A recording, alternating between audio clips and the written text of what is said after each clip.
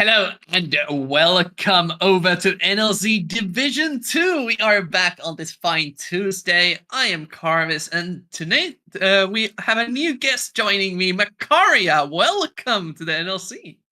Hello, Carvis. Good evening, everyone. I'm so excited to be here.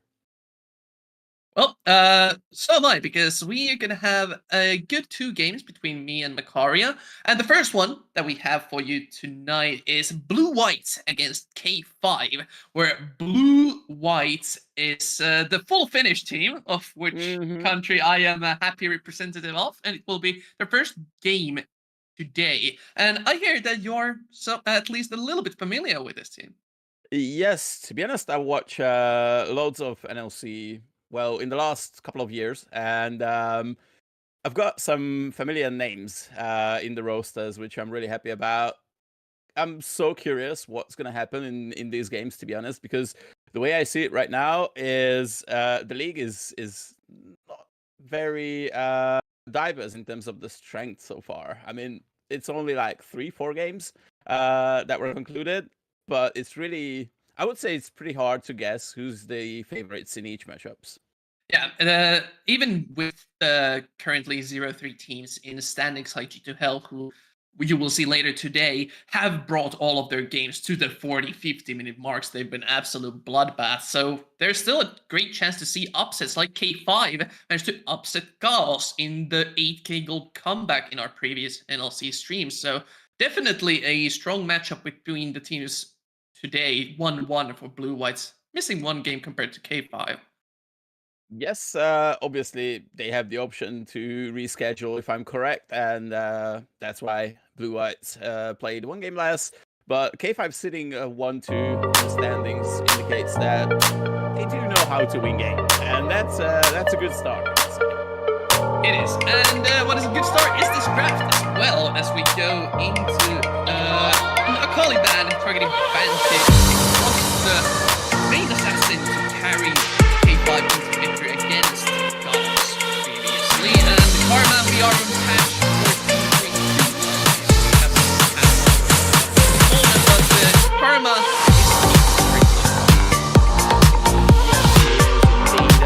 just like Rumble on the other side. Right away, curious if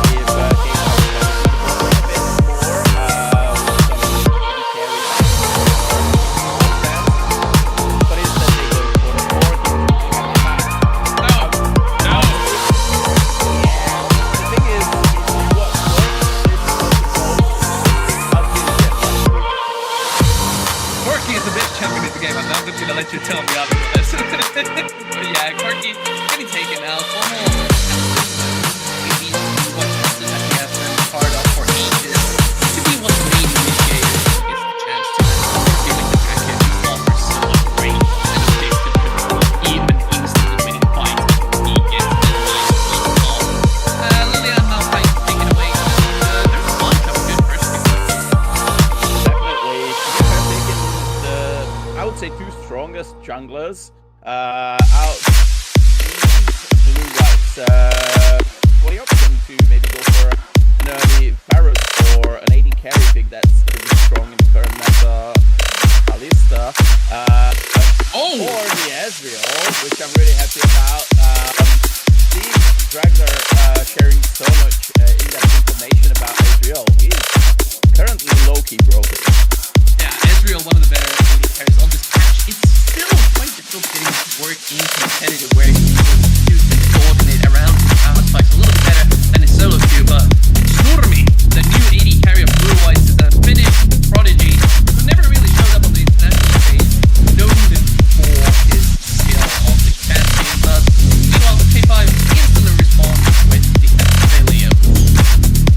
Straight up Nathelios and Rel, who could collect it. So we can't really tell.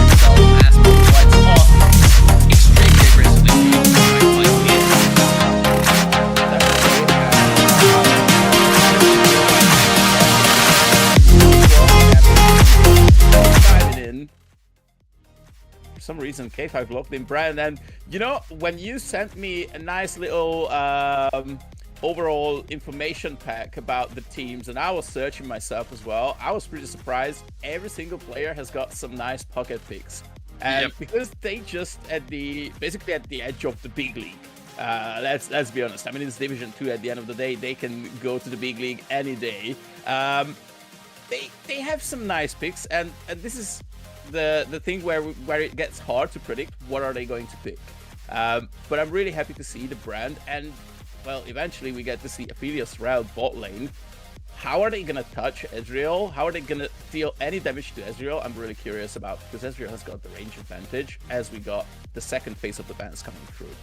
There is also a chance that we do not know where every single champion on K5 is going, because as a mid laner myself, and a decent mid laner at that, I have some matchup knowledge of Brand against Azir being very good for Brand. So it may still end up being that this Rel is in the jungle, Brand mid, and then they're saving some sort of support counter pick, maybe. Milio, for example, still open if they want some sort of a cleanse to come in. Again, the Renata still an option. While Blue-Whites, they do not expect this Brand to be going mid, focusing entirely on the Yone Tristana. And there's the Zed! Okay, now it's getting chaotic at this point, because as you said, Blue-Whites were not expecting the Brand mid. Well, were they expecting the Zed mid at this stage of the draft? And to be honest, could it be a Brand support at the end? True. Because that's also an option right now. Okay, let's see what Blue-Whites picking next. They need a support and a top laner, obviously. And so far, it looks like a decent meta team comp on their side. Yeah, Yuri is probably the heaviest rock that is unmovable up on the top side of the map. It is just extremely strong up until like level 12, where he starts to fall off a little bit due to the lack of damage. But until then, the insane menace of a lane bully just can't really get rid of him. While the Senna now being hovered, yep, it will be the Senna lock-in. So double range on the bot side of the map, trying to bully the Aphelios out of the lane. They have full information for this R5. Should be the top lane, but with the Zed lock-in, I have no idea anymore. Yeah, this is the point. It could be Zed top, Zed mid. It could be Brand on 3 different lanes. Also Rel on 2 different positions. So I'm curious what is going to be the last pick, and then we can try to guess who's going where. Okay, so that's at least that one is for sure a Darius top lane. It is. And now it's just a question of where is this Zed going and where is this Brand going. They can be played either way. Zed has a surprisingly good jungle clear. It's just that he lacks the CC that Brand does provide.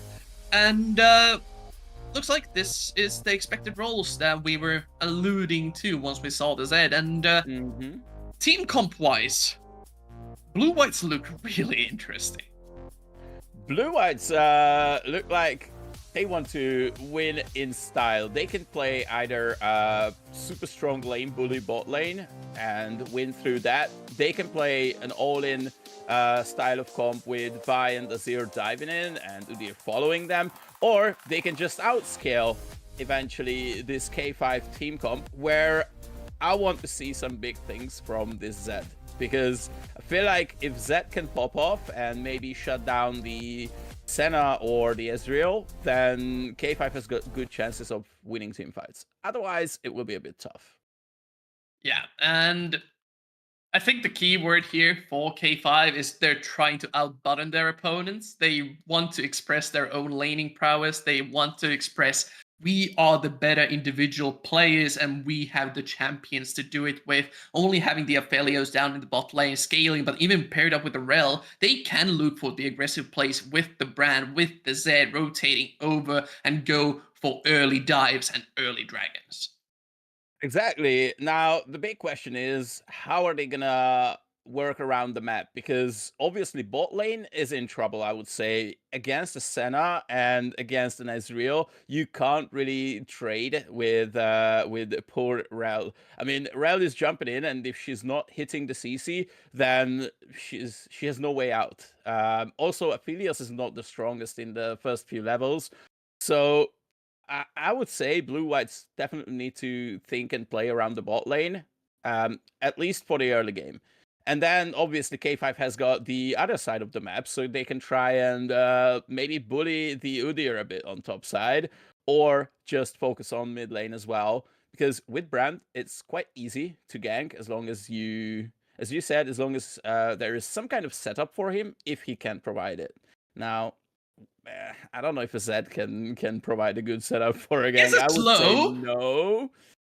Maybe, yeah, he is a slow, but okay, to be fair, I think Zed is the champion I played against the least because I always ban him on mid lane. That's the only reason. I really love that we have a ban, and that's Zed for me when I play mid lane, but I know the champion of that. It's pretty hard for him to set up ganks, but also he can just one-shot anyone.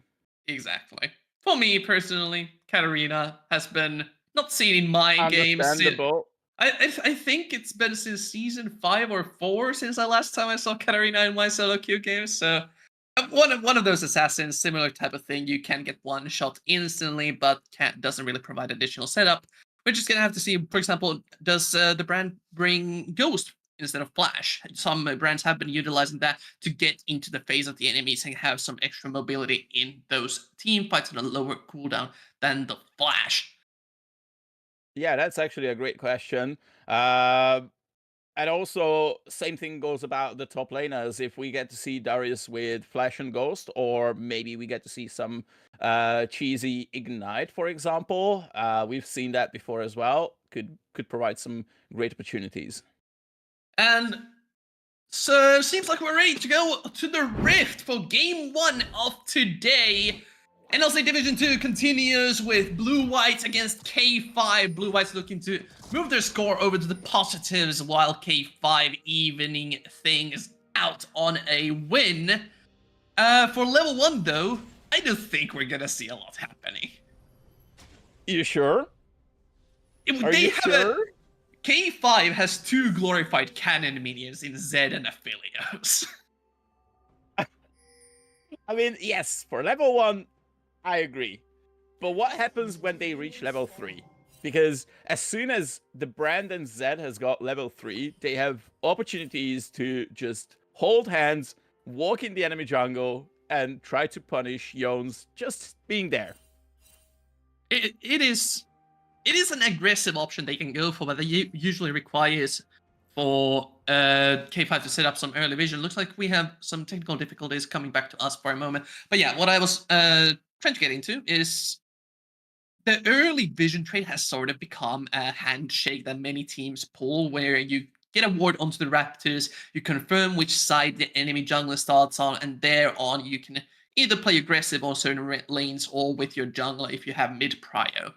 In this sort of situation, you can't really establish that, no matter which team you are. That's so true, and that's basically something you need to consider what you want to focus on, because as we mentioned, blue whites can just play for bot side, and if they have strong vision set up on bot side overall, they can just maybe go for a dragon stacking for the long run. That means K5 either agrees to that, and they just go for obviously the top side pressure, giving themselves some side lane push options with this Darius, taking down maybe the grubs. That would be something they can consider as well. Indeed, it looks like Darius is giving Bollocks some trouble on the top side of the map, seeing if he can find an invade angle. But as we mentioned in draft, this Udyr is a beast in the early game with the empowered Phoenix stance. He can duel pretty much anyone except for Darius. Yes, I mean, Darius' passive is one of the most broken passives in the game, especially for early levels. He just needs to hit some auto attacks and you bleed out. Can't do so much about him. I guess even in 2v1, what I like is that by having a good rune that will provide some extra damage against this Darius, so there is still a possibility to shut down Starduster if they want to go for a 2v1 on top side. With pathing, I certainly looking more. Not for now. Yeah. It'll take at least the jungle pathing turnaround for those aggressive plays to start, probably around the first Void Grub spawn when those will start to come in. But meanwhile, down on the spot lane, K5 just suffering from the poke as his vantage in the mid. The level 3 spike is there, but against an Azir, it's so difficult to find those moments where you can go for the bursts. Especially when the Azir is stacking up this minion wave so nicely. So credits to Pomo. The first few levels definitely looking good for him. And Vantage needs to find some ways to trade as well if he don't want to lose so many minions. I mean, right now, look at the discrepancy in terms of CS. That's kind of big lead for Azir just after 3.5 minutes. And with the brand now starting off the Scuttle Crab, there's no help yet. Trying to set up the kill. The top lane, though, as Ball looks, is a little overextended. Probably just going to suicide the enemy tower to not give a kill away. And that gives Stardust there a little bit of experience. I think he was in range for the pickup, but first blood is still yet to be seen. Exactly, but looks to go for a quick run under the turret. But the thing is, okay, he's not losing the TP, but he's walking out. And if you look at the minion wave, it's still not in his favor. So losing out on CS quite a bit. I feel like at this point, we can see K5 is losing on mid lane, but winning on top lane, which is a good sign, because if they want to go for this split push Darius, then Darius needs to win the early game and need to be a big threat on side lanes or even in team fights as well. And even establishing priority on the top side gives them the option of denying the grubs from blue-white. Imagine this Israel Senna in the later stage of the game with 5 or 6 of those collected. They will be melting towers and pushing with the additional mites to help with. It's nothing K5 wants to deal with. Expecting once these level 6s start to come in for the Z, for the Bran, to heavily start pressuring the top side of the map, even with the bot lane probably rotating over eventually as Drizenko starts to move towards mid lane. Definitely, they need to make sure on the side of K5 that they do have good vision set up, either for the grubs, as you said, they need to deny it from outside. And I would love to see if K5 actually going for the match style here. But because Afro is playing Brand, it's so easy to take down the little grubs with this champion. You know, the passive is just keeps popping around from grub to grub, and you get those juicy stacks. And they melt like butter. It's so easy. It's so easy. Incredibly easy for Brand. The jungle clear is just super fast, but Blue Eyes don't seem to care. Instead, they're setting up for this bot side play as Vi has rotated over and the wards have been cleared out. No level 6 though, so Crimson and Drizenko can just play back as Jones moves over to the Dragon. Vantage of Bomber not even needed to rotate over to the bot side priority. And even with top lane winning, the CS discrepancy between bot and mid is starting to show. That's quite big in favor of Blue Whites, but look at that option. It could be a good... Drizenko, they want Senna. It's falling low. First blood secured by the support, and the Dragon left by Blue White. Surprise! K5 is there to pick up the pieces and the objective. I mean, that was a quick reaction from K5. They just arrived in blink of an eye. I mean, what happened here is, you know, the Dragons were started by Blue Whites, but they were doing it so slowly that K5 could even walk out, especially the Brand could just walk out from the base to secure the Drake. Also, the way Drizenko went in, that was beautiful. I mean, using the flash straight up into Ignite and stunning poor Senna, that was just so clean. Blue White's kind of disrespecting K5 a little bit. They do have a bunch of early game damage if they can get the setup proper. And we could see it here as a Thrush once more. There's almost no summoner spells left on Egget. Exhaust still yet to be used. But here comes Drizenko rooted up, kited backwards. Blue White's dealing a ton of damage back.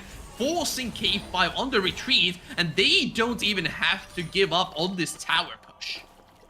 That was pretty well done by the Blue-White's bot lane. In a 2v3 situation, they not just came out swinging and winning, they literally stand back Aphrosh to base because he was so low. And look at that trade again.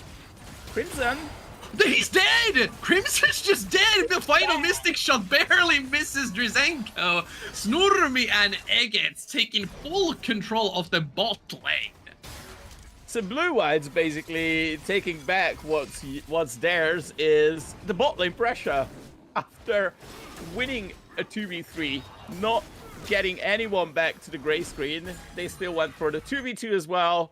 Obviously, because Snurmi had so much health left, they could just go for it. And even 2 turret plates taken down, that's so much. That's so much for the bot lane of Blue-Whites. This is why I've been hyping up Snurmi to whoever I can when I heard he's joining Blue-Whites. He will constantly hit you with a thumbs up button, play out of his mind, no matter whether it's in-houses or an official game. This guy, ever since he joined the Finnish scene, has just shown up time and time again whenever he wants to play. K5 showing up in the top lane though, as Veluxa under the That's an army. dive. That is Hex Splash and a stun locked down and killed. Veluxa falls. That's good 2 waves of minions and a plate going over to Stardust. That's a huge... Okay, wait a second. What's happening here? Crimson, they're looking for the counterplay. Moonlight Vigil heals him up, had the lifesteal weapon to use it with on the flank. Aphrosh coming in, could find FOMO, barely dodges away from the W and gets away.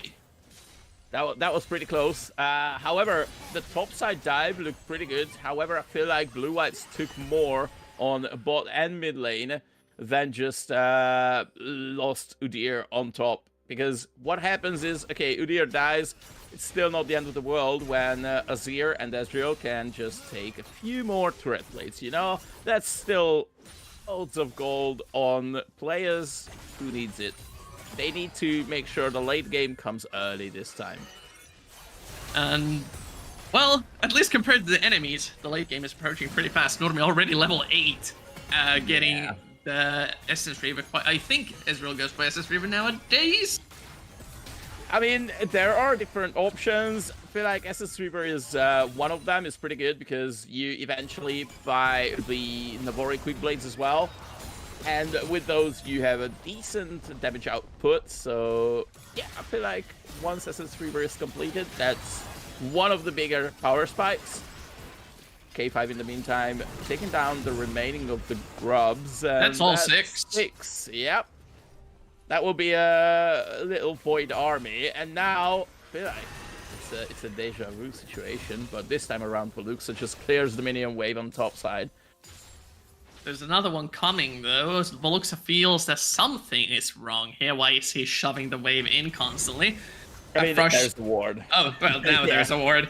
And, again, just a ton of plates going over to this Darius, but the rest of the map still slightly in shambles.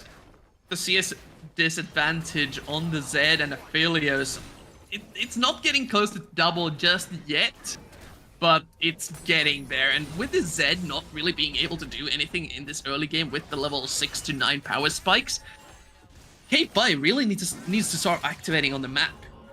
For sure, especially because what we can't see right now is not just the CS difference between these players, but the goal difference exactly. We can see it now, and that goal difference shows the amount of turret plates and turret gold that Snurmi and Homo just racking up. Look at what? Wait, that was a 1v1. I mean, Snurmi was jumping on Vantage and sending him back to base. Okay. He plays the Porcelain Ezreal, and you know what? This skin gives you extra damage at this stage of the game, because I don't know if you've seen it, but the new Porcelain skins are coming out. I'm sure that's the reason Snurmi picked this skin. You know, see, there's the thumbs up. There's the thumbs up, so for sure. So you know what the Porcelain skin also gives you? It gives you the Bongo Cat. Oh yeah. one of the best newer dance references in any skin. I love it to death. The only reason why to use that skin. But Stormy, not dancing around, instead throwing the thumbs up, rotating over to the mid lane. Should be able to cause havoc there, as Vantage now going to be stuck clearing this side lane. Has Profane Hydra to help out with it, but needs to be ready to rotate for the upcoming objectives. Herald up in 50 seconds, while there's no vision really from either side there just yet. Not really. I mean, at this point, we are just over 13 minutes into the game, and I feel like Snurm is so fed. He's looking to complete the Metamune as soon as possible. That should be the second item for this Ezreal. And look at this damage. Only one Mystic shot, and poor Crimson lost about 15% of the Aphelios' health. The weapon rotation in a fairly awkward spot as well, having the Infernum plus Gravitum. No good combos there for fighting. They're looking for Stardust. That's a big, well, it's not even a shutdown. It's a big kill to get. And easy one at that, as the DPS more than enough. Nashor's Tooth already there. They found Jones though, Frush and Drizenko chasing the blue-white's jungler behind enemy lines, flashing away with a ball breaker. Instead turns around, running towards his mid laner, but he's more happy to get the farm. In mid lane, AD carries have been traded. Deathmark, I think, was the one to start that off with, but Eggett wins the 2-on-2 eventually, while Jones dies. This was a pretty intense 1 minute, what we've just seen, and basically one fight was won by Blue Whites. Eggett's managed to survive that. The other one was a 1-for-1 trade on the top side, and with Alfresh being 2-0 at this point of the game, he will soon complete the second item. With the Leandry, that brand will be a real threat. Also, because they shut down Jones, I feel like they can start the Herald, but they do need an army for that. Vantage has got TP if he needs to join the fight.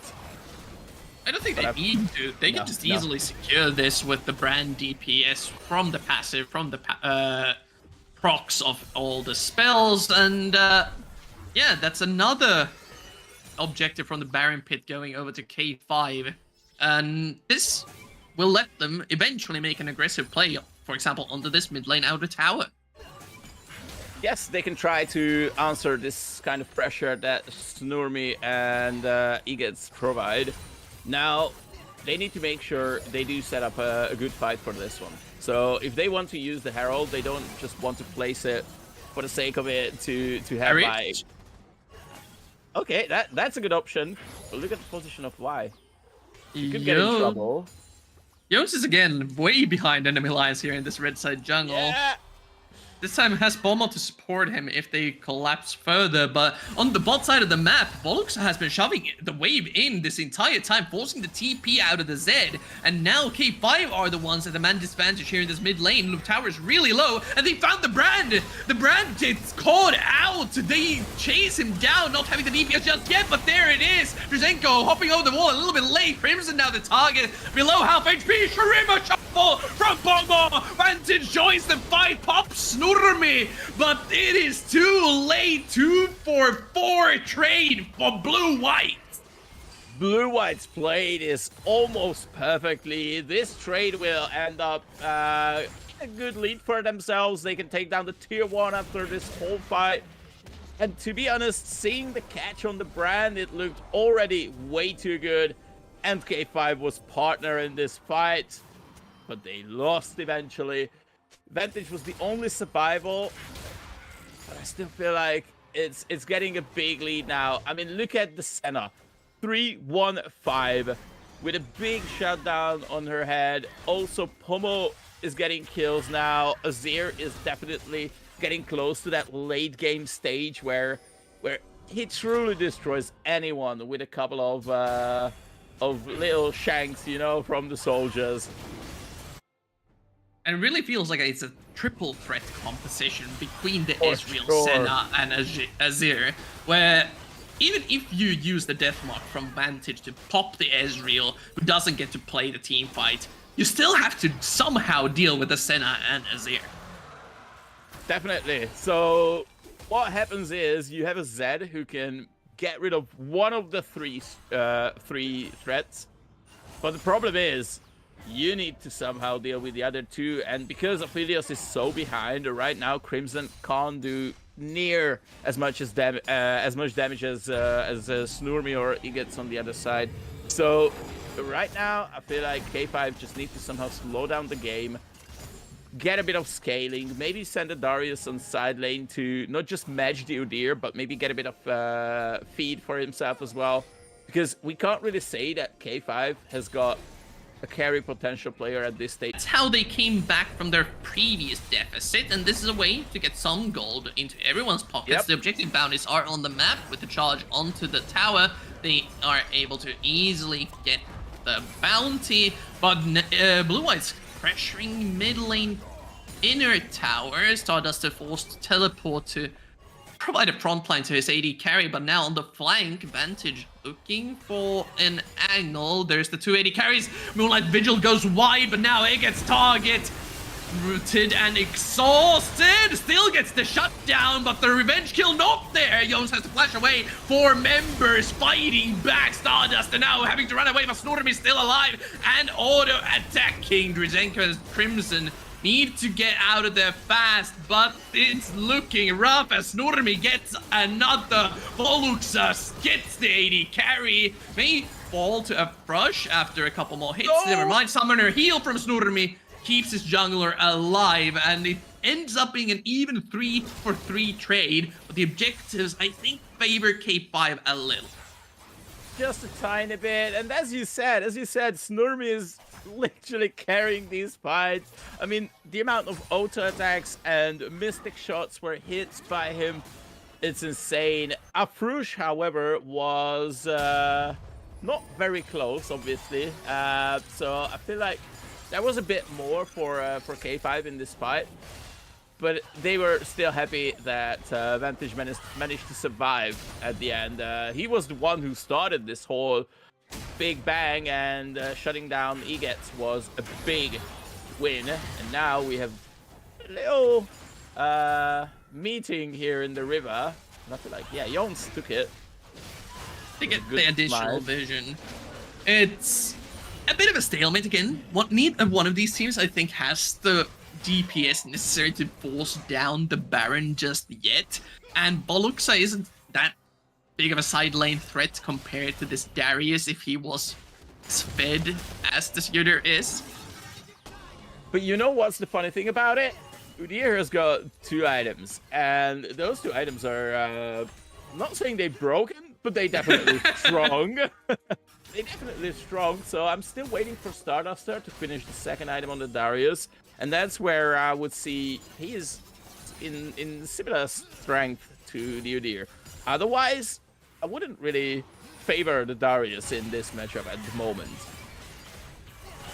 Just because the Udyr has got 2 very strong items, with the Frozen Heart and obviously with some extra burning power. I think, like, as long as K5 can extend this game, get this Aphelios more items, get the Darius frontlining, get additional survivability onto the brand so he doesn't get popped if he gets caught out. It's still playable for K5, mostly because of this one dragon stolen away in this early game. Otherwise, this would be the sole point for Blue Whites. That is so true. That is so true. And the good thing is, until Egets will have about 120, 140 stacks on the center, it's still very easy to get close to that champion. And because K5 has got a Z amongst their ranks, that Z can shut down. Okay, let's see what happens here. Sonormi in trouble. Pod out and probably taken down by Afra. Shut down. Gold going over to the jungler. Pommel as well has to peel away, but Vantage is having none of that, forcing the Zarya instantly, but that was a little early. Flash away, stunned up, killed, and K5 are trying to make another miracle comeback happen as they approach the Baron, but again, they're lacking a little bit of DPS. Volks and Jones are in the mid lane, and Egget lurking around in the shadows. They do start the objective up. low health bars on 3. Here's Eggett, shows himself and instantly gets run down, but he already took a chunk out of Crimson's HP pool. Jones on the flank, Bollocks are trying to find a way in with a Phoenix stance, and by ultimate, still not spent. Flash away from the affiliate repositioning, shut down onto the Udyr. They can't get in onto K5. Only the 80 carry dead. Eggett's in a 1 versus 4. Manages to thwart the Baron play, but it costs them a ton of members. And even interrupting the recalls here, Eggett is doing God's work at the moment, because Blue Whites can just move for the Infernal Dragon without any problem. I mean, that's a very late recall. Interrupted Baron for 2 members. I feel like that should be a free Drake. I mean, 3 carries going for that dragon. It's super, super easy to take it down. And Starduster is not even moving. Yeah, these teleports looked like they wanted to contest it somewhat, but as you said, they got there so early. They have 3 members. It is a free dragon now. Infernal Soul Point. So K5 cannot let they cannot let the next one go through. Not at all. They need to make sure they will either fight for it or fight before the dragon spawns and just take it down if they manage to win it. But now that's a big amount of damage increase on the side of Blue Whites. 2 Infernal Drakes. That's if I'm correct, that's 6%. Huge.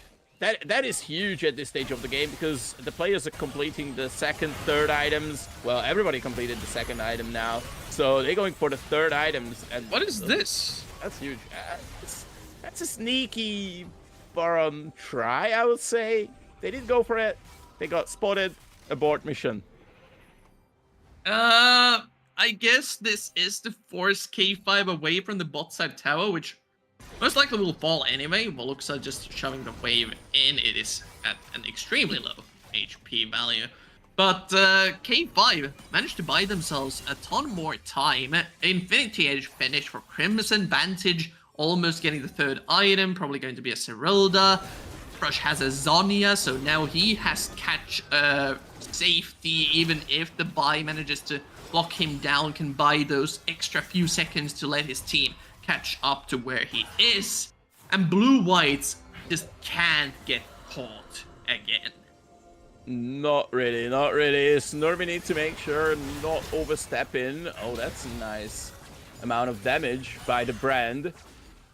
Even that Afrush went for the Zonia 2nd item, he still has so much damage, and need to make sure that Blue White's avoiding that if they want to live. Okay, that's a 1v1, but it's not gonna happen. It's not gonna happen. I mean, level 15 Udyr against Starduster's level 13 Darius. You don't want to fight that, even if you are a big, strong Darius. Speaking of first getting possibly caught, that's a nice chunk taken down by Snowman. But looks forcing the flank as well. Dawning Shadow barely not able to finish the kill. And with the jungler this low on HP, Blue Whites can force themselves onto the Baron with only 4 members of K5 chasing them. This Baron will do a good bit of damage if they get hit by the newly added skill shots, but it's 800 HP secured by Blue Whites, and they want to fight as well. Vantage already dead without the death mark. Jones survives the initial burst, and K5 lose the critical fight and objective. Not just the objective, as you said, the fight was lost as well, and now Blue Whites has got everything in their hands to crack up the base of K5. The way they won this Baron was just super fast and super efficient. As soon as they managed to catch the brand, you don't need to shut him down. He needed to back off because he had like 2% health. Then you just straight up run to Baron. We've seen how quickly they melted the Drake earlier. The Baron was pretty much the same. And playing Zed is really tough job when the enemy has got a Vi or even a Azir who can straight up interrupt after you use your death mark. Oh my god, Crimson just got...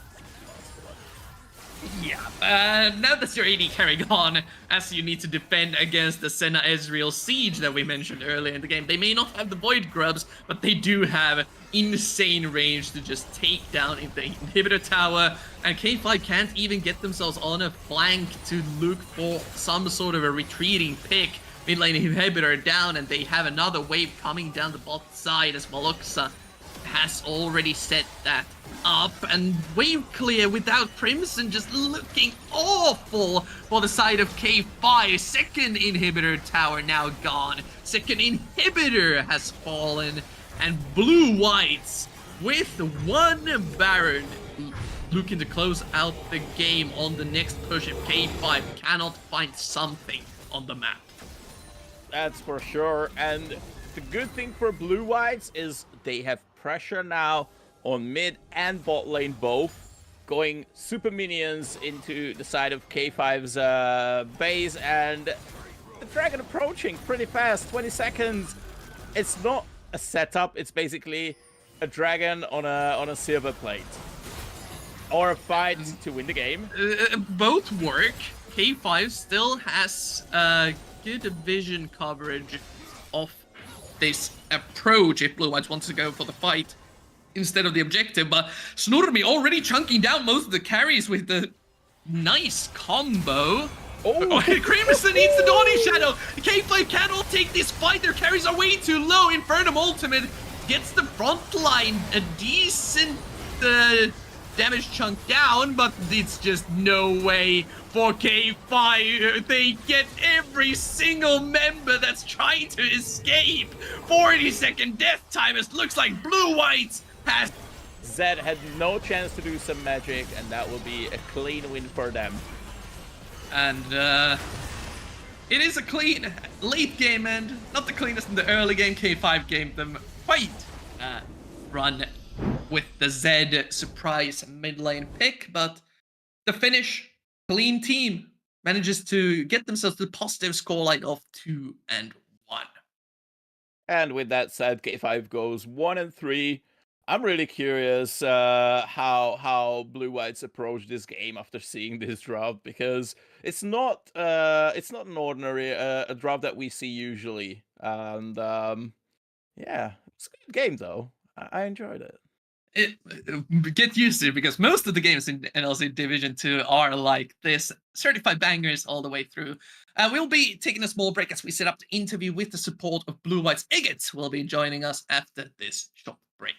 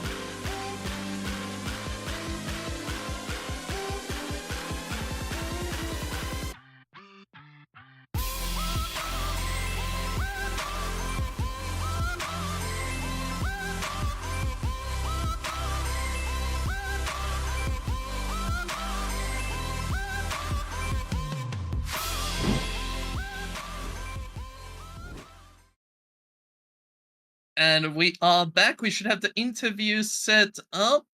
Is this the... there we go. We are joined by the former weakest link of Blue Whites, Eggets. Congratulations on the win. You did not look so weak this time around. Thank you, thank you. Yeah, well, I got to play my one trick, so it's easy to look good.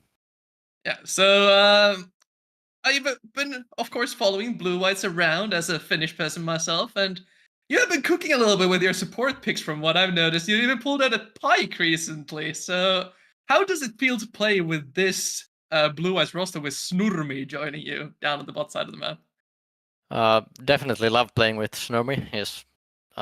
He's too fucking... He's so good at the game. I'm sorry. He's insane, and I mean the rest of the roster is good as well, and you know, playing with like friends and stuff, so it's also a lot of fun. That sounds pretty good. When you saw K5's team comp, and especially the Z pick, how did you approach the game? Did you have any special plans to shut him down to make sure he's not doing any cheeky moves? I mean, the plan was just to play the double range into a failure trail, since they don't really have much to do against that, and they should naturally fall behind. And I just wanted to play through gaining a bot lead, and the set shouldn't be an issue since I have exhaust, so in fights it's really hard for him to play, I think. And That's we have other peer like understandable. Azir ult and Vi ult, so it's very difficult there, I think. That's understandable. And also, Carvis was telling about Snurmi as him being a prodigy. Also, the team is being full Finnish. How do you guys making sure that, you know, besides being friends and all that, keeping the professional environment as well? I don't know, just I don't know if we are really taking that professionally, the environment, but Really? I mean, Are there things where you don't take anything seriously, like in game, for example? I mean, where, you know, yeah, for sure. There are moments, but then we are like, okay, let's focus on the game, guys. Like it's, you know, we're laughing a bit too much here, so have to stop clowning around and win the game. It's almost like we can see that little Snurmi constant thumbs up showing. It is definitely visible that you guys are having a ton of fun. Finally, we've had quite a few interviews here, and everyone seems to be heading into this Division 2 season quite confidently. What's the goal for Blue Whites here in this really, really unexpectedly stacked Division 2? I think we are going 17-1. We are not dropping a game after yesterday's cringe loss. We are.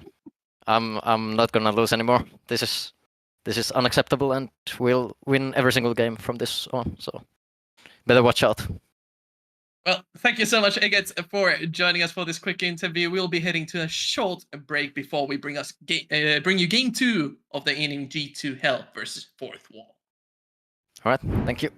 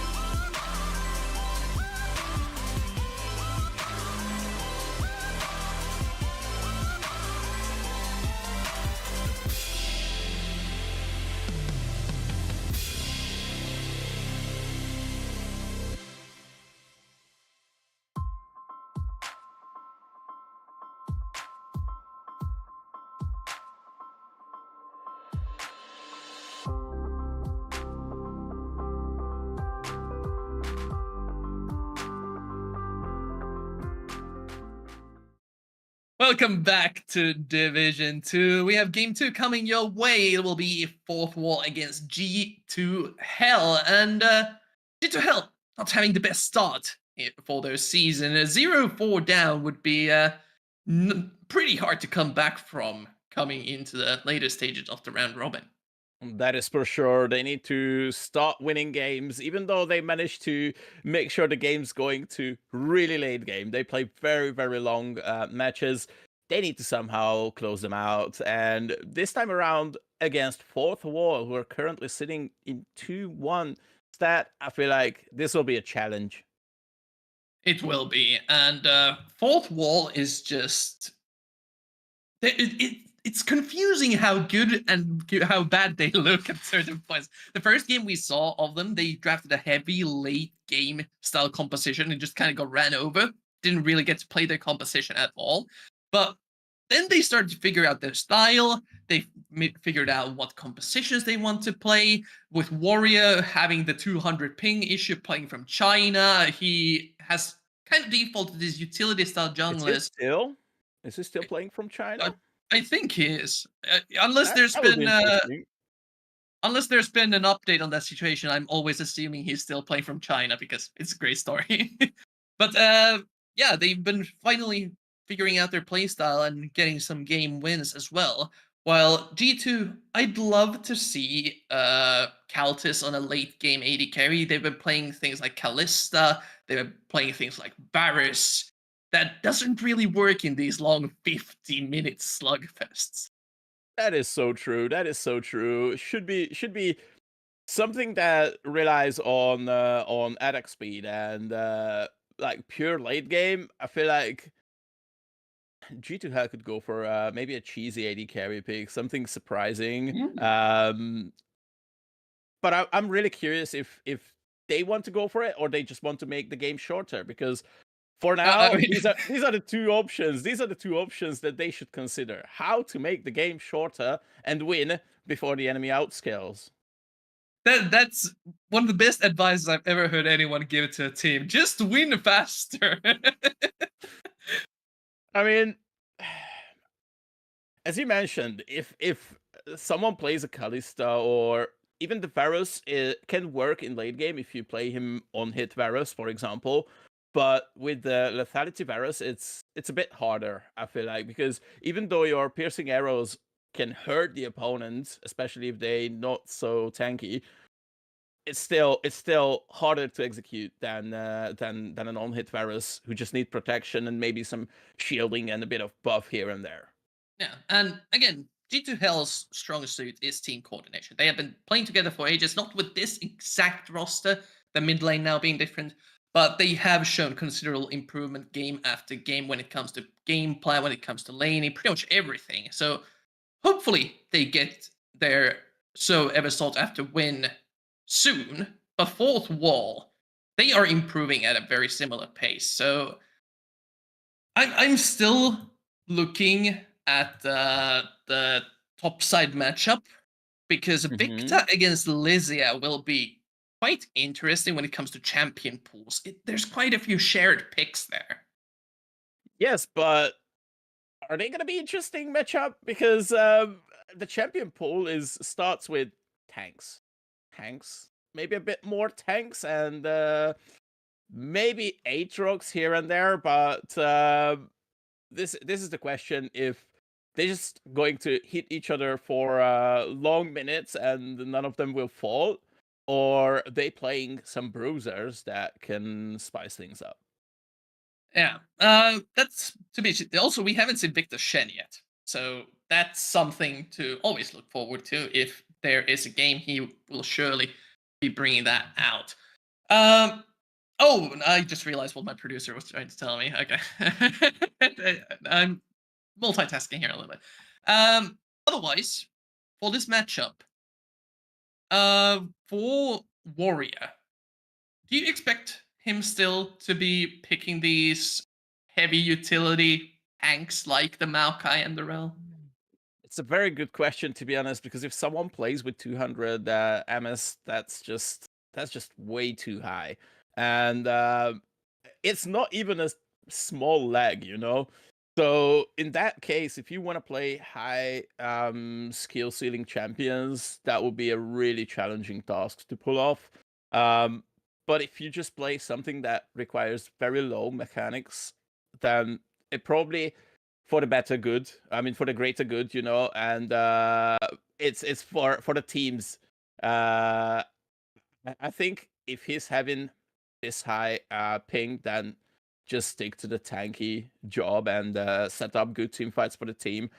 Maybe just give relevant information for the team, and that way, I feel like it's a bigger chance of winning than just going for something like even a Brand or a Lilia. It could be challenging because you overstep just a tiny bit and you get punished.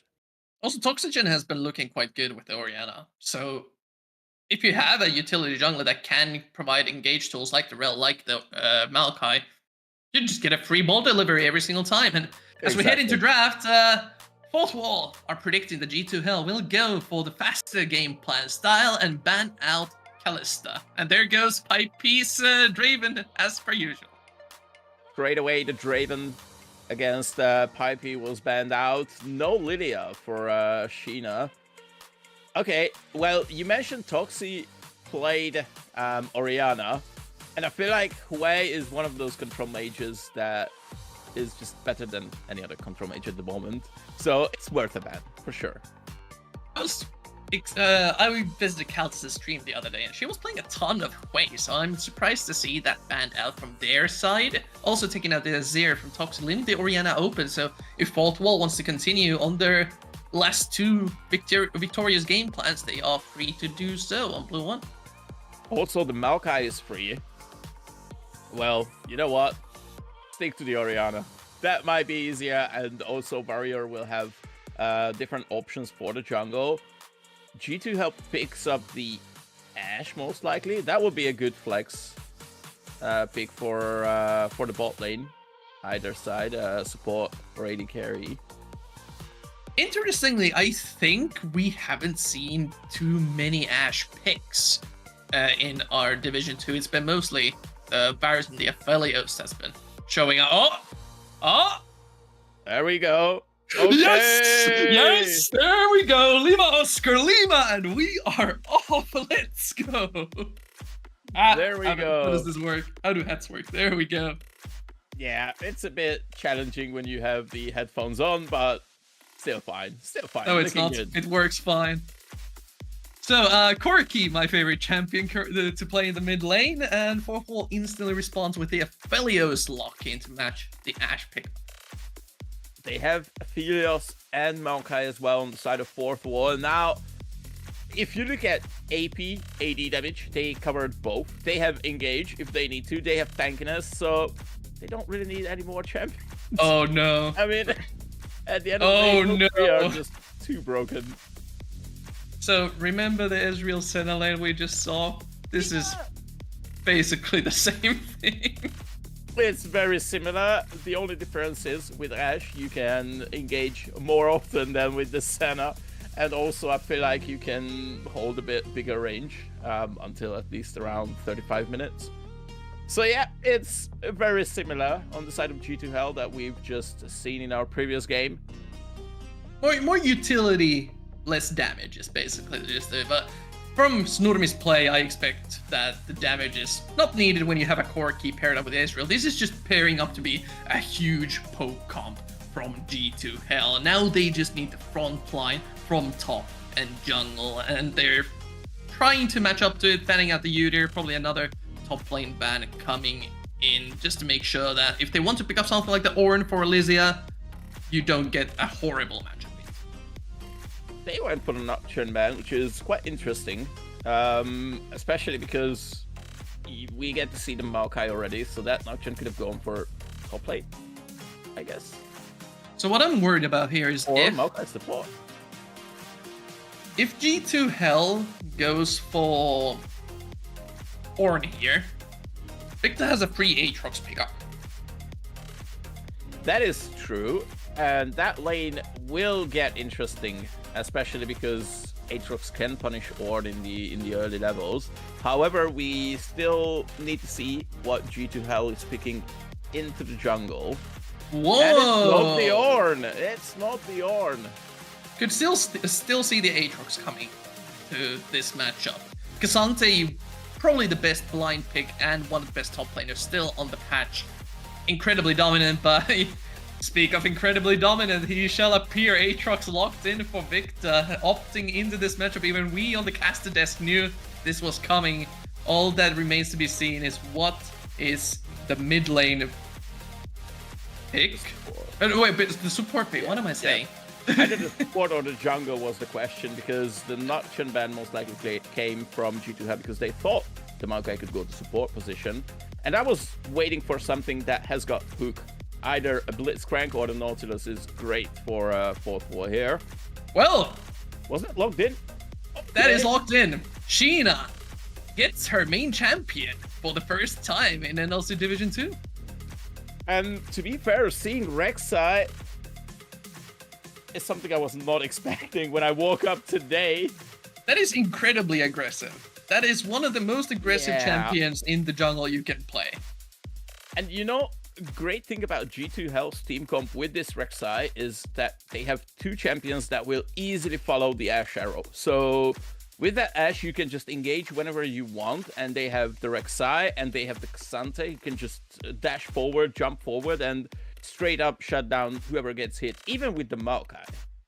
Another really underrated thing about Rek'Sai in this sort of a competition where you are aiming to be a little bit more poke compy is the W radar. When you are underground, if you have no vision of, let's say, a Dragon Pit or a Baron Pit area, you can just start pinging to your poking champions. They are over there. Just throw abilities that way. Throw in Hawk Shot there, and they get to get full vision, full information of where the enemy is moving, and play around that. So even if this Rek'Sai falls off a cliff going into the later stages of the game, it will still be utility, frontline, and information G2 Hell gets to play with. Definitely, and we can say that information is king in League of Legends. So I really like what G2 Hell put together here. However, if we look at 4th wall, their front-to-back teamfight possibilities are pretty much endless. I mean, they have Maokai Nautilus as their main tanks, also followed by Aatrox, who can be a real threat if he gets access to the backline. And obviously with Nautilus's ultimate, it's easy to provide that. It only takes one good shockwave to instantly end the lives of the G2 Hell composition. And with Maokai Flash Wing in with the Twisted Advance, it's going to be hard to stop. Someone will probably die if that happens at the Orianna 2 to 3 item mark. But before that, it's all Sheena. Sheena has to take control of the Rift. Yeah, that's how I feel like as well. Unless some magic happens on top side, because we tend to underestimate Aatrox's laning phase. But let's see what happens. We'll get to see that when we go into game 2, about to start for the day between G2 Hell and 4th wall. There we go! And, yeah, this top lane matchup, as you said, some magic could be happening there. Especially because we've seen Aatrox's beating up their opponents just 1v1 after hitting level 6. Also, we've seen K'Sante's one-shotting people at level 6. So, you know, I'm curious if the junglers want to interfere with this matchup, or they just leave it to the 1v1. There's some options, but I'm just going to be just honest here. Mid lane is going to be a snooze fest. Sometimes Quirky causes that. For sure. I'm used to it, but if they catch Toxi overextended, there can be a kill there, but I expect Sheena to be spending most of her time down on this bot side of the map, where Kaltis and Columbo will try and harass this Aphelios as much as they can. And they will have great options. I mean, Columbo just went for the shield as the summoner spell for its Ashe. We've seen Ashe over the weekend in the LEC, and that shield would have been life-saving in certain situations. So I really like that Summoner Spell choice in this case. Also, if she gets hooked by the Nautilus, that doesn't mean it's an automatic kill, especially because of the rune choice. Easy trades when it comes to this Ashe. Pipey and Fabio are gonna see G2's bot lane approach from the bot side of the map, and you see the careful pings come down on the mini map. They know that something is up. Sheena taking the bot side jungle quite quickly as well. Toxi already rotating over to the river to set up an early ward, but Shah has the level advantage. It's to be careful on that side of the rift. But yeah, this should be a pretty clean split map situation for G2. As soon as they spot the Rek'Sai, it should be. But will they spot her on time? There's a ward on the Krug, so they have it. They just pinged that Sheena is behind the bot lane. Now the question is, what will Warrior do? Because he's moving to the bot side, but he doesn't have anything in that jungle. I mean, look at the Maokai's place right now. That would be a big of an issue. They shot the Hawk shot, so they know the entire top side of the map is clear. They're pinging the top side jungle. They think that the cross map is successful and Warrior is taking the top side of the map, but in fact, he has rotated over.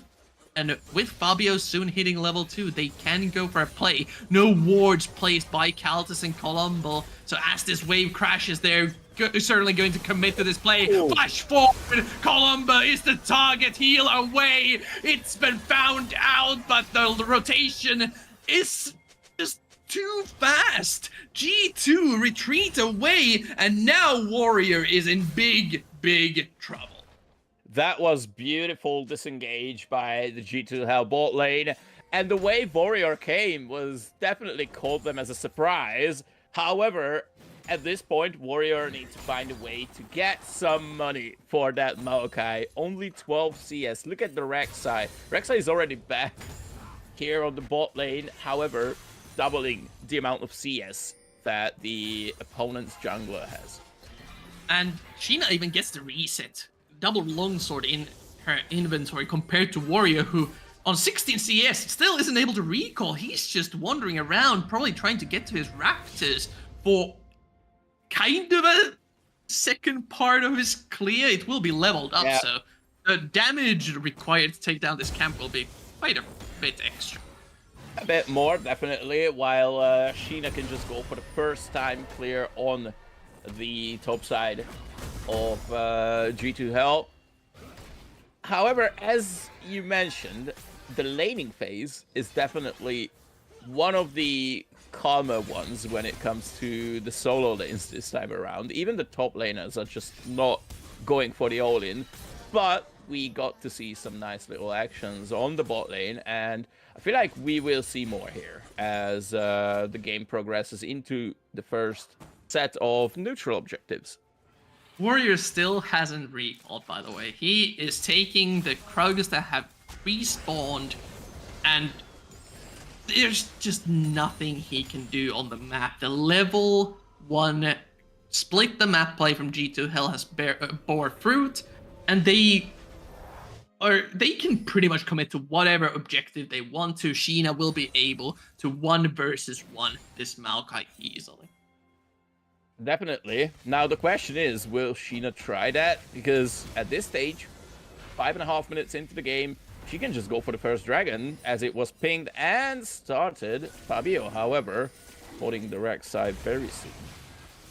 The Rek'Sai has been spotted, but what are they going to do about it? I don't think there is any way that Buffalo can contest this. They could just switch, and they could decide, you know what, we will take the grubs in return. That's absolutely fine for now. And I feel like by the movement of Warrior, that's what we see at the moment. But does Warrior have the damage to take these fast enough? G2 should be aware that... Okay, never mind. We already see one of them take it. Definitely has the damage with the Bummy Cinder, a strong tank item. And with Victor holding lane priority. We already talked about this in draft. This is a very favorable matchup for the Aatrox in the early game. They're as easy as the Dragon was for G2 Hell. For sure. And now that the teams just switched or swapped objectives, they can go back to farming and they can go back to scaling at this point. And I really like to see that we were talking about, okay, that wasn't all in, but just for trading purposes. So we talked about, does G2 Hell want to make the game quicker or they want to progress into the late game? Well, with this Corki and Ezreal, I feel like they do have their late game insurance. I feel like with this composition, the answer is yes. They're playing a hard, aggressive early game with Rek'Sai. Or soon hitting level 6, they can even go for some sort of dive play onto the Aphelios Nautilus if they get a nice angle. The exhaust will make it a bit more difficult. But again, Red's buff has spawned and stolen away. That is just brutal. Poor Warrior is getting robbed suffering. at this stage. It's robbery at this stage. I mean, he's walking down like a nice, cute little ant. He wants to go for war, and there's nothing in his jungle. And Sheena does have the level 6 now, so a possible bot side play if Corki rotates over with the package. Doesn't have it yet, though, so... the timer is soon there. Probably gonna be saving it for the second dragon, though. Yeah, Just- most likely. Just keep it calm. They have the small gold advantage coming in from the jungle. As long as they don't bleed out from the top side CS differential, they're good to go for the mid game. That is for sure. And when it comes to mid game, I'm really curious. And I can ask you, since you are a Corki main after this. Yeah, this is over. So, what do you think is Corki's bigger power spike? Is it 2 or 3 items? It depends. Which is better? Reaching 2 items or 3 items? I mean, obviously 3 items make you stronger, but you know, the answer is Muramana. Depending on when you get it, that's when Corki like completely turns on the heat. You can go for a ton of different things. You can go for something like an Essence Reaver, you can go for Trinity Force, you can go, depending on how much you can auto attack in the game, different builds. Even Eclipse has shown its face. Malignance, of course, great item. Whatever you build, when you get Muramana, you go Manamune first item now to get faster. That's when you will be spiking hard. Alright, and that is pretty close for Sha on the mid lane here. And since it's a first strike Corki, I'm pretty sure it's going to be Malignance with Eclipse build. As having those 2 items combined, basically you proc the Eclipse and Malignance with just 1 ultimate hit. 1 little rocket. And... well, that's still quite a bit away, since we're 10 minutes into the game. What is not quite a bit away is the second dragon. 130 for that to spawn, and while G2 hasn't found the aggressive plays yet with the Rek'Sai, Fourth Wall probably are looking to fight fairly close to their first items. Yeah, most likely they can try to go for a fight if they manage to get nice engage by the Maokai and the Nautilus ultimates. I would say these 2 spells are definitely the key to win a team fight if you're Fourth Wall. Also, can we get to see Toxi just moving with the jungler and maybe holding hands and trying to catch someone? Because that's my biggest issue right now. Orianna can basically blow up anyone as long as everything is given to her, you know? Good position and maybe safe positions. So we'll get to see them eventually. Toxin needs to be rotating over, but the arrow has landed on the Pipe. Aphelia's already chunked down, but the Moonlight Vigil gives him a ton of shurikens to play with. Toxin teleporting in, keeping Kaldis and Cobalt alive. First blood secured by Pipey on the clapback. Sheena CC, but here's the package. Here's Sheena. Lima, Lima. I'm getting a double kill. Warrior and Toxi full retreat onwards to us. They're tower. One hit more is not there. Kaltis flashing. No, never mind, just hopping forward for it. But a fight win by G2 Hell. A fight win by G2 Hell, but it was really close, and they needed the Corki package to turn it around. Shot it great after arriving into the fight, and just finishing off the two low health player on the side of fourth wall.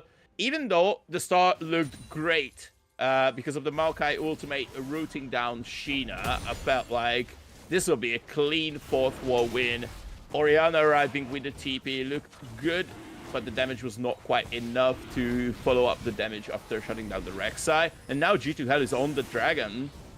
They want to get it, but there's a ton of fight left in fourth wall. Can they get the key targets though? Pipey getting focused down by Sheena, already half HP. Teleport coming in from Victor as Warrior in the back lines trying to peel the enemies away, steals away the Dragon. Rooted up, Kaltis has to retreat. Lysia now teleporting in, has popped the Ghost, but with no support and health low.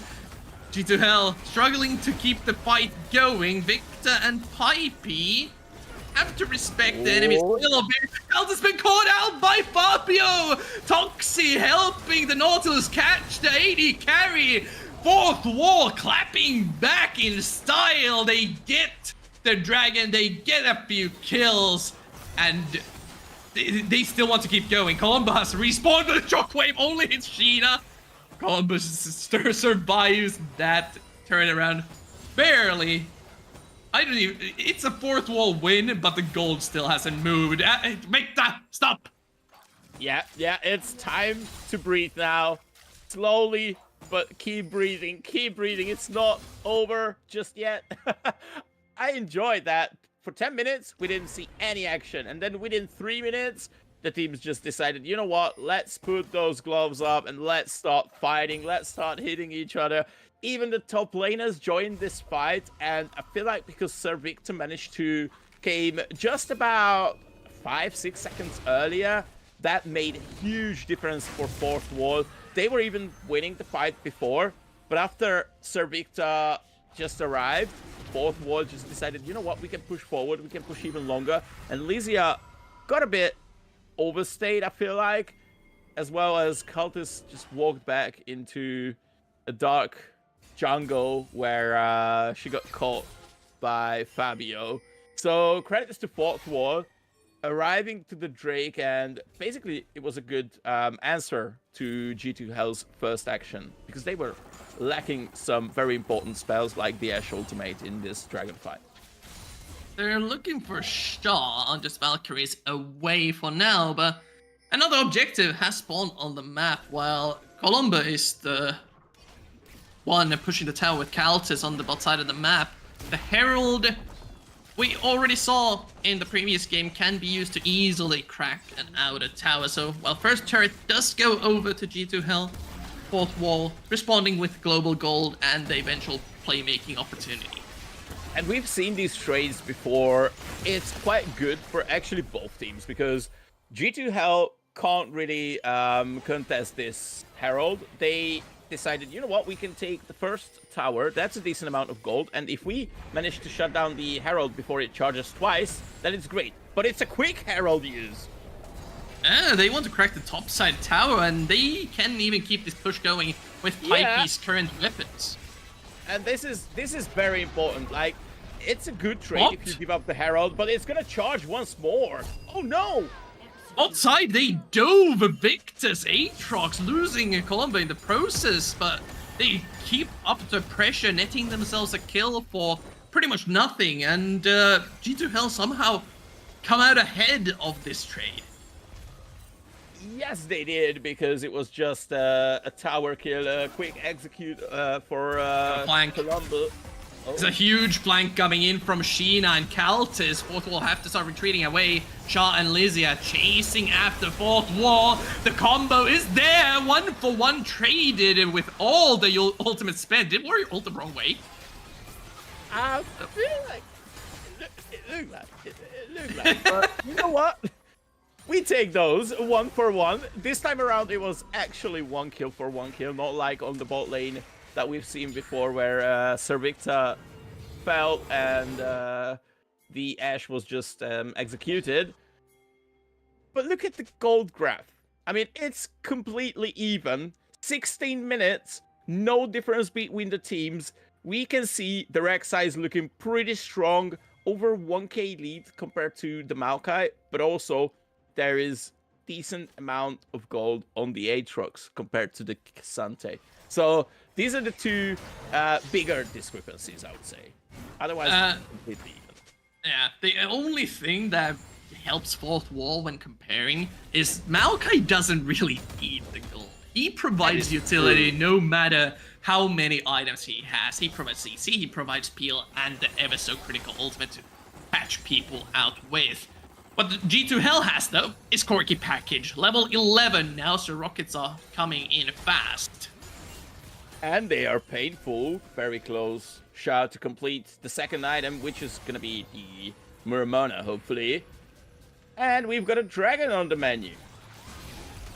Dragon has been started, and Fourth Wall, they're gonna have a rough time contesting this dragon with all this poke flying towards them. Corki Package, if they are even attempting a steal, can be devastating to the back line, so they're just kind of stuck trying to find a pick, and they found a death charge onto Calcis, finishes off the kill. They get the mid-outer tower. Dragon's been lost, but now Fourth Wall has a chance to go in. They found Shah. Victor ulting in, has the Profane Hydra, so all the damage will stick hard. But Sheena in the back lines finds the enemy jungler. Now Victor in a 1 versus 3 cannot win the fight. Killed by Lysia. Fourth Wall separated, finally regrouping. But is it too late? They are trying to chase G2 Hell down, taking down the top laner. The fight's probably over, but we once again pretty much trade evenly on objectives and kills. Yeah, that's for sure. I mean, okay, mid lane tier 1 was taken down by Fourth Wall, but at what cost? They lost their jungler, they lost their top laner, and this fight was so split apart that we've seen Fourth Wall had basically 1 member's going into this fight, and again 1 member, and that way G2 Hell at least got back something, even though they lost their AD carry early in the fight. Cultist got caught. I feel like that was a surprise catch, especially with the Orianna ultimate having just at the edge when it caught the Ezreal. The hook was also beautiful by Fabio, just closing out this fight. Macarian, I don't really want to say this, but looking at how things are going so far, G2 Hell so far in Division 2 have the highest average game time, up to like 40 or 45 minutes, and we may have another one on our hands. You know what? I'm all into these type of games. This is why we watch League of Legends, you know, where it goes over 35 minutes. That's where the nail-biting part begins. For us, at least, for viewers. And I'm not against it at all. Well, it's a battle of focus if it goes there, but for now, if we look at lane priority, Lysia, even with the Frozen Heart, still struggling to hold her own against Victor's Aatrox for now. However, the catch potential on both teams is so high with Rek'Sai and Maokai. Toxi's afraid of going further than his own tower on the top side of the map. And it's completely understandable. I mean, Orianna doesn't really have any defensive opportunities right now, but she has 200 gold shutdown on her head, so Orianna shouldn't really die at this point of the game, as well as Aphelios. If G2 Hell somehow catches those two, then that's basically the gold difference equalized. And it's one of these awkward game states where the Baron has spawned, no more grubs on the map, no more Herald on the map. You just kind of farm and wait for power spikes, and look, if the enemy makes a mistake, you see Sheena hovering, Shaw, making sure there's no offensive plays being made top side. And once the time comes, you go set up vision at the dragon and look for another insane skirmish like the ones we've seen before. Yeah, because this is the stage where the teams want to complete, well, the players want to complete the second items. And if you look at Ezreal, just finished the Manamune. Also, Corki finished the second item. Very close for Sheena on the side of G2 Hell to complete the Black Cleaver as well. And the same goes for fourth wall. They just have their AD carry on 2 items. Pipey completed the Infinity Edge. As well as, if you look at the jungle or mid lane, just a few hundred golds away. Once that's done, both teams will think, you know what, I am strong now. We are strong now. We can beat the other one. And that's where the fun begins, at least for us. It's going to be all up to the poke. Shaw having the Muramana already, Kaltus doesn't have hers. But the Corki with the Muramana Eclipse hurts like a truck if she hits a squishy. That's for sure. And that's where dodging is crucial. However, against control mages, and in this case, I would call Corki a control mage, especially with this build, you get tired at one point and you can't dodge every single rocket. Well, the flank potential is there. They're looking for Toxie. No Corki package either for this dragon up in 20 seconds. Does G2 Hell have the damage to play for Baron?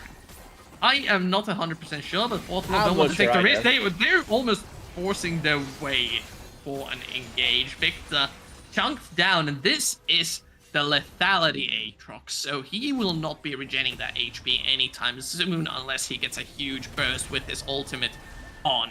Warrior and friends just zoning, keeping mid prio for Pipey and Victor to steal this dragon away. Pipey with a proper rotation of weapons melts the dragon, and the package now used by Shah pretty much forces G2 Hell to look for a play. Yep, it was a bit late use of the package because the backing was interrupted by a little seedling by the Maokai, so Shah just missed out on the opportunity, and G2 have missed out on the opportunity to go for a dragon contest in this case. And as you said, it's they either forced to make a play, or they just given a free turret on top side because Fourth Wall doesn't want to do anything until Corki has got the package. But the tower is traded over on the bot side, so Fourth Wall perfectly happy to basically trade 1 for 1. And Shaw, again, with the package, just running around trying to look for any sort of pick. Warrior spotted out in the mid lane, but Fourth Wall's just not having any of the powerful G2 Hell composition at this moment. Of course they don't. I mean, who wants to meet a Corki with a package? That Corki could just mess things up. I mean, we've seen that in the early stage of the game at the bot lane, and Fourth Wall learned from it. Oh, that's a good Tox is way too far up, even with the Prey Seeker missing. Free kill and a shutdown for Shah. That was the 200 gold we mentioned earlier. And Corki getting a kill. Always good for G2. That's great for G2. Especially, okay, I was thinking they could have forced the Baron here, but they decided not to. Just reset, go for some shopping, finish off a few items, maybe some little components. Lost chapter for Shah. Getting closer to the Malinans 3-item, insanely strong power spike. So yeah, this catch was great. The gold went to probably the best player for this cause. And now Fourth Wall need to reconsider how are they approaching the game in the next few minutes. Altis and Shaw keeping the approach the same for now. Just trying to chip down this mid tower. You can't really approach a Maokai Nope. defending the tower with flash up and full cooldowns. Instead, they just keep the Baron control. It's just in such an awkward position where you barely don't have the DPS to force the issue, and your side lane isn't strong enough to threaten possible split push. No, and the thing is, because Lysia is scaling and just finished 2 items, I feel like they don't even want to consider split pushing. They just want to keep up the pressure around the Baron, which was, well, I'm not saying it was started, but the Baron just dealt a little amount of damage on the 2 tanks. So basically, G2 Hell want to stay close to the Baron. They want to play for the Baron because as soon as they win a team fight, they have 3 AD carries. That would be very easy to just go through the turrets with Baron. And that's what they want to go for right now. However, Fourth Wall. Fourth Wall? They started it. They have started it, and they have the setup to go for a turnaround. Otherwise, it's a dangerous 50-50, considering the enemy has a Rek'Sai who has easy access to the battlefield. Not if Fabio finds the way into the backline, but there's no follow-up. The Death Charge has not found anyone except Caltes splashed onto my warrior. 1-for-1 traded, but that's the 80 carry dead. Shah still the key member alive, shockwaved up, takes half HP of damage, but now all cooldowns burned. Fourth wall have to retreat away from the objective, and it's another clean trade between the teams. Again, 1-for-1, and none of the teams getting far ahead. They can't go for Baron this time around. Both junglers are staying alive after this fight. So just reset and prepare for our 5th dragon of the game. That could be a potential option for both teams. Now, Corki just completed the Malignance. So I want to see if G2 Hell consider Baron as an option right now, and maybe they just run straight to it instead of going for the dragon. Because for them, I feel like it's more convenient. They can take it down easier than Fourth Wall.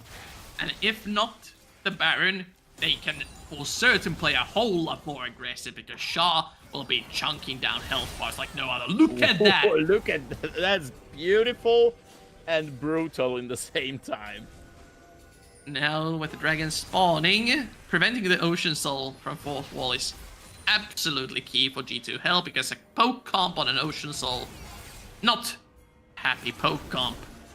And with them keeping the pressure up in this choke point, looks like they are able to finish it up pretty confidently. The Marka ultimate used, but they can't really find their way in onto anyone else but Lysia, with Caltes popping the ultimate. Health bars. Hello, Victor! What was that? Just flashes over the wall, and that's another carry gone. Columba takes a huge chunk. Lysia has been deleted, and out of nowhere, Fourth Wall finds another angle. Beautiful flank by Sir Victor. Coming in clutch, shutting down first the Ezreal, using the flash. That was beautiful for Q3. And honestly, at this point, not just taking the dragon, but taking the Baron, Fourth Wall will feel the taste of victory. They just need to basically play it to the book now. The Baron may be a small overextension, though. Sure, they have the Shockwave still, but Victor, Pipey, Fabio, and Warrior all expend their ultimates, and Lysia has to teleport up. They already get the Ashe respawn as well, and this is not fastest Baron take in the universe. Oh, no. It's still decently fast enough. Yeah, it's fast enough. Plus, they can zone out. Oh, well, if the enemy jungler is dead, I guess there's no worry. Package from Shah coming in, but there's just no fighting this. Lysia just has to watch in horror as the Baron dies, and Fourth Wall secure 2 key objectives in a row. Yeah, when this whole Baron shebang started, I was looking at the Aphelios and I was hoping his weapons are way too good to shred the Baron. Well, the weapons were running out, but that doesn't mean that the team was running out, and Sir Victor decided, you know what, we can just zone out the Rek'Sai together with the Orianna, and that was a great job, just blasting Sheena, and she was sent back to base while the Baron was taken down.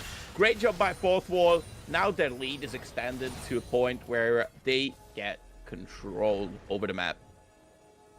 Just, what a turnaround. It felt like G2 Hell has been in control for most of this match, all the way from level 1 due to that invade play.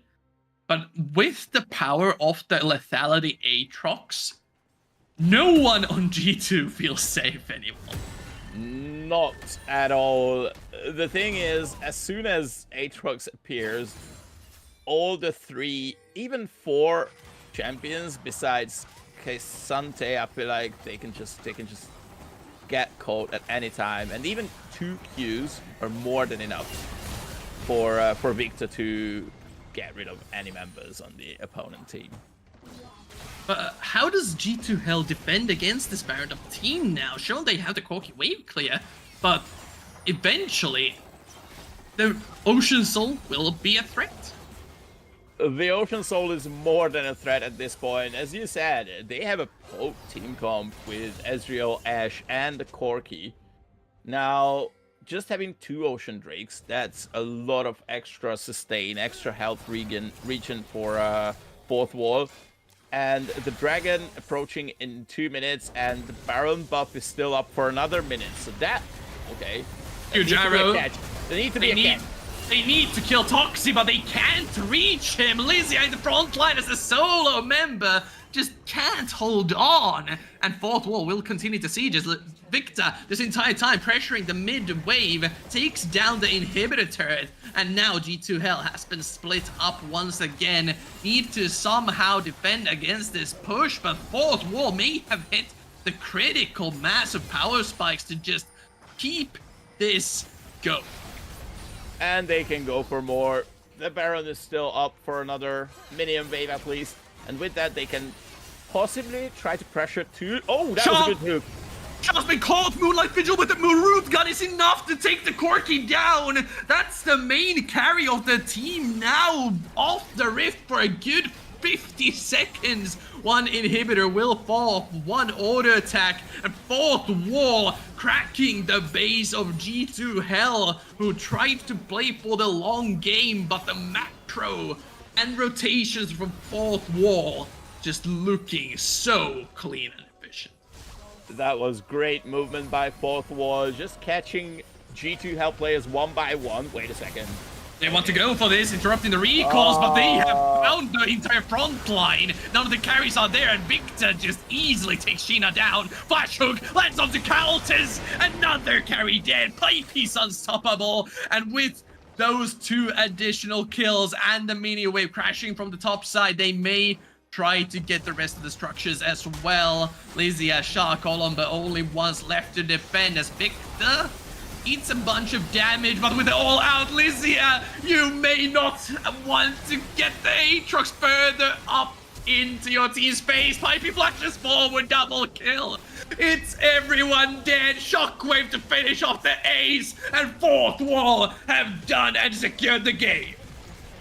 Fourth wall will end this game after Sir Victor arriving with the TP. All they wanted is just taking a good shot, go to the base, but instead they take down the Nexus and winning in style.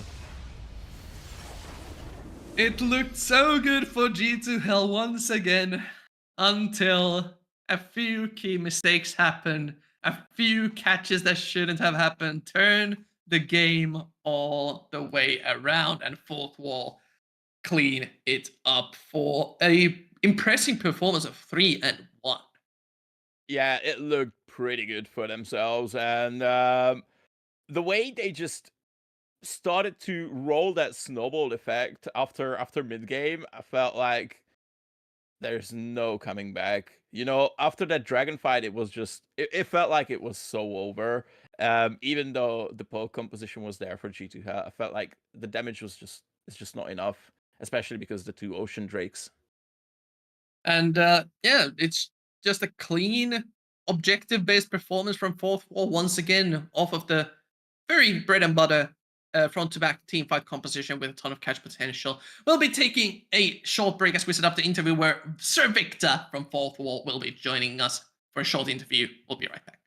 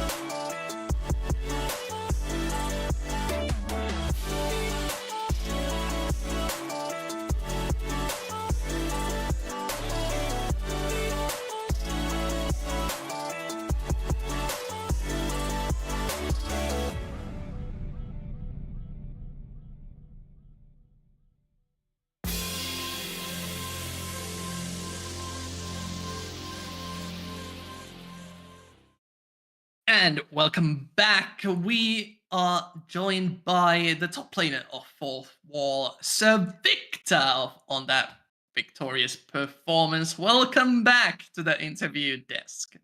Yeah, thanks for having me. It was a great game. It was really fun, actually. Yeah. First of all, I've been following you for quite some time now throughout the NLC divisions, whether that be in Division 3 or Aurora or wherever. I've always known you as a bit of a weak side gamer with tanks and Shen that you're so famous for. But here on this Fourth Wall roster, you've somehow become the strong side Chad with Aatrox with a monster performance here. How does it feel like to finally get to carry these games? I mean, I'm still technically not strong side because like I'm playing 1v1, right? But yeah, I mean, we really like. I really like playing Aatrox top, and I know that my team will just win everywhere, and then I will just win top, and then we will just like beat everyone in team fight. So yeah, I mean, it feels really good, and I think we're finally as a team on the same page. So it feels really, really good now to play actually. Nice one. The game started very slowly in the first 10 minutes. There was no kill at all, but G2 had approached the jungle quite aggressively. How did you keep your head cool, and what was the team's plan going into the mid game when you saw the strong approach by the Rek'Sai?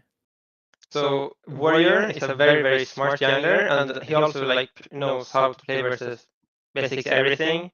So I mean, he said what Rek'Sai was gonna do level 1, and then we saw that they were invading with how they were playing.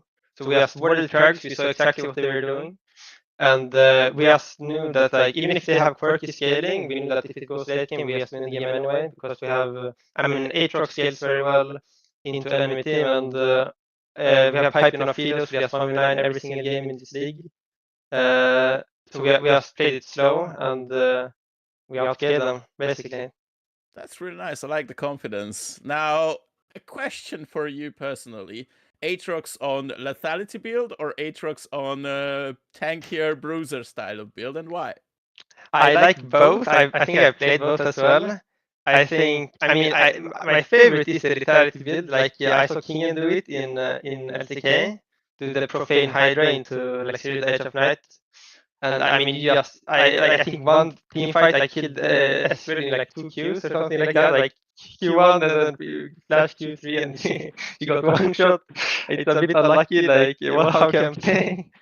It's for sure the retired bit is more fun. And as you said, you guys are looking way more confident now compared to the first game we saw on stream where you guys went for the hyperscaling that didn't really work out with the Zac and everything. How is the team feeling now? Now you faced off against 4 different teams. You are secured on the top half of the standings on 3 and 1. Are you going to keep this going, or do you see challenges ahead going against the stronger teams like Gauss? I mean, we're pretty confident. I think we know that we can be the best players in the league, and we know that we can win it for sure. There are good teams. I think. I mean, the strongest team from the games I watched has been maybe Richgang, and 42 Gaming looks quite strong. I'm not scared, like I'm not worried at all, to be honest. I mean, we lost to Richgang, but I think next time we face them, we'll beat them for sure. Well, great to hear. Again, congratulations on the win against G2. Hell, we'll be going to a short break as we switch out casters and bring you 2 more games of NLC Division 2.